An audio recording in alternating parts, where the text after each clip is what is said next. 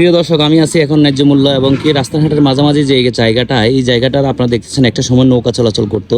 তো আমি যতটুকু শুনছি এখানে ন্যায্য মূল্যের স্বেচ্ছাসেবী সংগঠন নামে একটা সংগঠনের দ্বারা এবং বেগমগঞ্জ ইউনো মহোদয়ের নির্দেশে এলাকার কিছু লোকজনের সহযোগিতা এই জায়গাটাতে ওনারা বর্তমানে ইটের কংকর দিয়ে বা বালি দিয়ে এই জায়গাটা মানে চলাচলের অন্তত কিছুটা উপযোগী করে ফেলছে।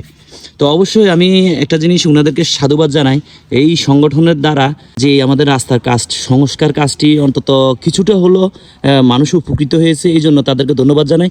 এবং কি আমি মনে করি নোয়াখালীতে আনাচে কানাচে অনেক জায়গায় এরকম বিভিন্ন সংগঠন আছে, বিভিন্ন সংগঠনের বিভিন্ন ইউনিয়নে বিভিন্ন রাস্তা আছে। এরকম এই রাস্তাগুলো যদি আপনারা যদি বিভিন্ন সংগঠন যদি এগিয়ে আসেন, আপনাদের স্ব উপজেলার ইউনো মহোদয়ের এবং কি বিভিন্ন প্রভাবশালী বা উদ্যোতনা যারা কর্মকর্তা আছেন তাদের নির্দেশে যদি আপনারা কাজগুলো করেন, আশা করি পুরো নোয়াখালী শহরটা একটা সময় খুব সুন্দর এবং কি সমৃদ্ধিশালী হবে।